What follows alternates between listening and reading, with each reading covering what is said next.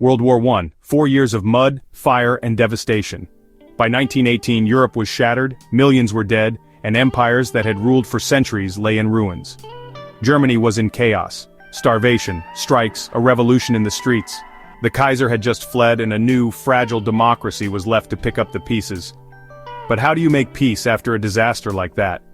Do you punish the losers, or try to rebuild together?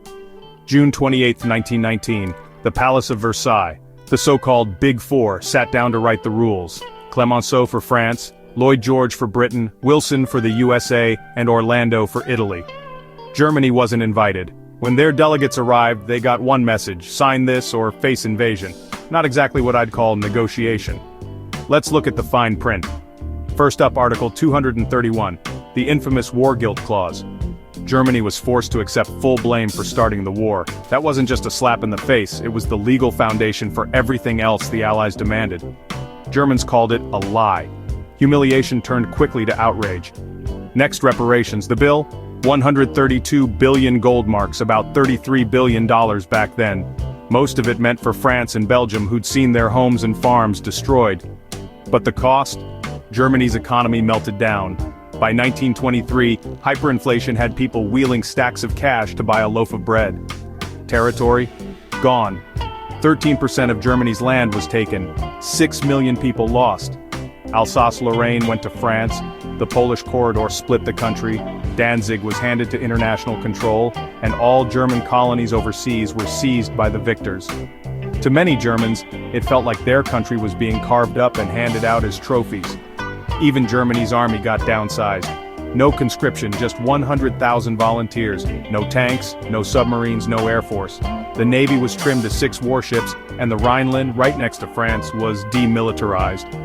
It left Germany feeling defenseless at a time when revolution and violence were everywhere. And then, the League of Nations. Woodrow Wilson's big idea for lasting peace. But Germany wasn't invited. The US never even joined. The League had no army, just moral pressure. A peacekeeper with no teeth. So how did Germany react? The new Weimar Republic, already fighting for its life, became the face of humiliation. Many Germans believed they hadn't lost the war on the battlefield but had been betrayed by politicians at home, the so-called stab in the back. Extremist parties used the treaty as political fuel. Hitler called Versailles a diktat, a dictated peace, and promised to tear it up. So, was Versailles peace or poison? On one hand, the Allies wanted security. France had been invaded again. The League of Nations was meant to stop future wars. New countries like Poland and Czechoslovakia got their shot at independence. But the peace was one-sided. Germany had no say, the terms were harsh, and resentment festered. On the other hand, the treaty crushed German pride, wrecked their economy, and undermined democracy just as it was starting. Instead of healing, it pushed blame and revenge. Hitler and the Nazis seized on that anger, and when the League of Nations failed to stand up to new dictators, the world slid back toward disaster.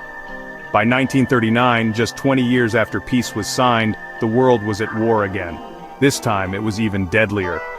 So here's the bottom line: the Treaty of Versailles was meant to end all wars, but its bitterness and unfairness only planted the seeds for the next. As historian A.J.P. Taylor put it, Versailles did not make Hitler's rise inevitable, but it made it possible. History isn't just about what happened, it's about why. And sometimes the harshest peace can turn out to be the most dangerous poison.